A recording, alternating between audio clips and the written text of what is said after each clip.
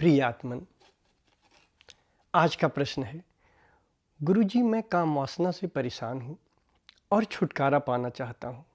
मैं अपने मन को समझाता हूँ कि शरीर मांस मज्जा और मल मूत्र से बना हुआ है, इसमें आसक्ति नहीं रखनी है, पर इससे भी काम वासना के विचार नहीं जाते। मन में एक खिन्नता बनी रहती है।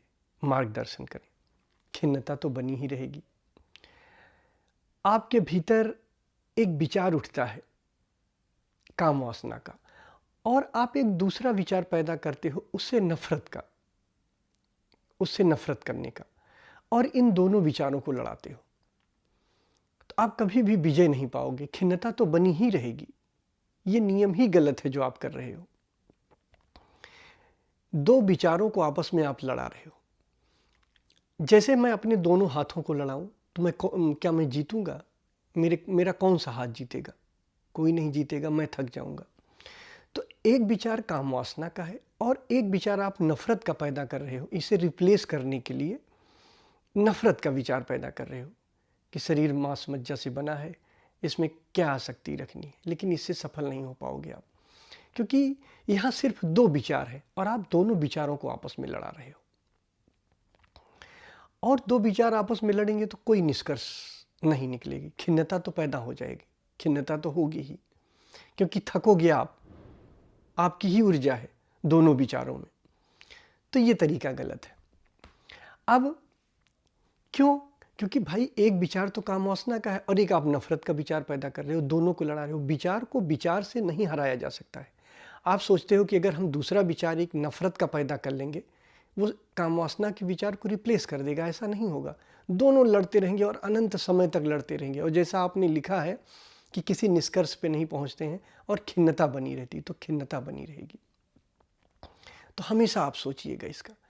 अब एक विचार को खत्म करने के लिए, जैसे आपके भीतर काम वासना का विचार होता है, इसे खत्म करने के लिए किसी और बड़ी ऊर्जा की आवश्यकता है। विचार से विचार को नहीं खत्म किया जा सकता। तो और बड़ी ऊर्जा कौन सी है? चैतन्य की ऊर्जा, कॉन्शियसनेस की ऊर्जा। अगर चैतन्य की ऊर्जा और इस विचार को आसपास में लाएं, आमने सामने लाएं, तब संभावना है, तब समाप्त हो सकता है। लेकिन विचार से विचार कभी समाप्त नहीं हो सकता, क्योंकि विचार तो दोनों चला जाएगा, फिर आएगा, फिर जाएगा, फिर आप लड़ते रहो, लड़ाते रहो, कोई मतलब नहीं है दोनों का। तो इसका एक तरीका कर सकते हो, एक तरीका अपनाओगे तो जरूर सफलता मिलेगी।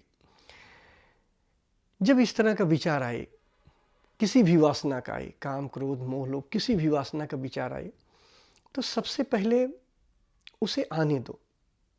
वहाँ पे विचार की और कॉन्शियसनेस की आमना सामना कराओ। जैसे आप क्या करते थे, विचार को विचार, एक विचार के सामने दूसरा विचार ला रहे थे। नहीं, अब विचार को नहीं लाना है।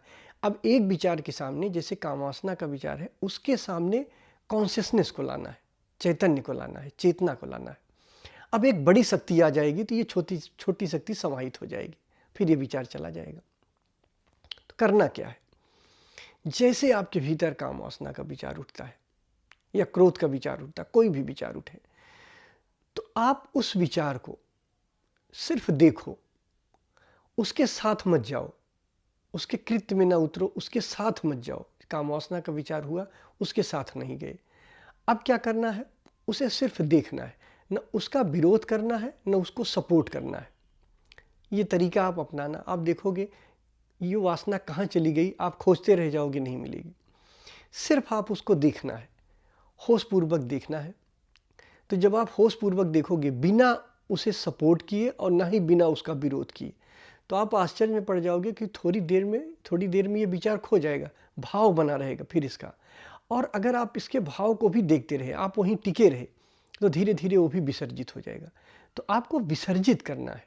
ये ऊर्जा बड़ी तगड़ी है, काम वासना की ऊर्जा। ये रूपांतरित होती है, ब्रह्मचर्य में कन्वर्ट हो जाती है, अगर सजगता बनी रहे, कॉन्शियसनेस आप बनाए रखें साथ में, तो ये इसका रूपांतरण हो जाता है। ऊर्जा को नष्ट नहीं कर सकते। इसीलिए तो आप दो ऊर्जा को, जब काम वासना की ऊर्जा है और इस ऊर्जा को नफरत की ऊर्जा से लड़ाते हो, तो कोई नहीं जीतती। लेकिन अगर इस ऊर्जा के सामने चैतन्य रूपी होश को लाते हो, कॉन्शियसनेस को लाते हो, साक्षी को लाते हो, तो ये विसर्जित हो जाता है। पहले विचार विसर्जित होता है, फिर धीरे धीरे भाव विसर्जित हो जाता है। और इससे रिलेटेड अगला प्रश्न है, कभी कभी सोचता हूँ कि काम वासना नेचुरल है, इससे लड़ाई नहीं करना है, पर किसी भी तल पर यह स्वीकार नहीं होता। कैसे स्वीकार होगा? देखो, पहले इसके लिए थोड़ा सा समझ लो। दो तल होते हैं, एक मनुष्य का तल होता है और एक परमात्मा तल होता है। दो तल होता है। तो जो मनुष्य का तल होता है उसमें ये नेचुरल है, काम क्रोध मोह लोभ, इसका होना कोई बुराई नहीं, बिल्कुल सही कहा आपने। लेकिन जो दूसरा छोर है, जो परमात्मा छोर है, उस पर ये अननेचुरल हो जाती है। जैसे आप परमात्मा छोर की तरफ बढ़ने लगते हो, वैसे ही काम वासना ब्रह्मचर्य की तरफ रूपांतरित हो जाती है और क्रोध करुणा में बदल जाता है। तो ये आप डिसाइड करो कि अभी किस तल पे रहना है। अगर मनुष्य के तल पे रहना है तो ठीक है, लेकिन आपने कहा कि किसी न किसी तल पे कहीं न कहीं गहरे में ये स्वीकार नहीं होता है। तो मैं आपकी दुविधा समझ रहा हूँ। दरअसल आपकी दुविधा क्या है कि आप क्या चाह रहे हो? चलते तो हो कि परमात्मा तल की तरफ, आप चल तो रहे हो परमात्मा तल की तरफ, लेकिन आप इन वासनाओं को, इन ऊर्जाओं को रूपांतरित भी नहीं करना चाहते हो। आप चाहते हो कि मैं परमात्मा तल पर चलूं, लेकिन साथ में ये काम वासना और ये क्रोध ये सब बना रहे। तो ये संभव नहीं है, क्योंकि ये रूपांतरित हो जाएगी। काम वासना ब्रह्मचर्य में चेंज हो जाएगी, रूपांतरित हो जाएगी और क्रोध करुणा में बदल जाएगी। तो अगर आप परमात्मा तल पे चलते हो, परमात्मा तल की तरफ बढ़ते हो, देखिए मनुष्य का जीवन तो एक यात्रा है। अगर आप इस पे रुकना चाहते हो तो आप रुको, फिर तो आपके लिए ये सब नेचुरल है, काम क्रोध मोह लोभ, तब तो नेचुरल है, फिर कोई दिक्कत नहीं। लेकिन अगर परमात्मा छोर की तरफ बढ़ रहे हो तब ये प्रॉब्लम आएगी, क्योंकि ये रूपांतरित होने लगी। जब रूपांतरित होने लगेगी और आप रूपांतरित करोगे नहीं, तब आप दुविधा में फंस जाओगे, फिर आप परेशान होगे। तो ये आपको डिसाइड करना है, कोई गड़बड़ी नहीं। मनुष्य के तल पे ये सुंदरतम है, काम क्रोध मोह लोभ जैसा होता है। लेकिन अगर आपको ये पीड़ा देता है, अगर आप ब्रह्मचर्य की तरफ, आप परमात्मा छोर की तरफ चल रहे हो, परमात्मा छोर की तरफ बढ़ रहे हो, तो ये समस्या करेगा। तो जब ये समस्या करेगा तब आपको देखना है, फिर आपको इसे रूपांतरित करना ही करना है। रूपांतरित होती है तो होने देना है। तो मेरे ख्याल से मेरी बात समझे होगे। धन्यवाद।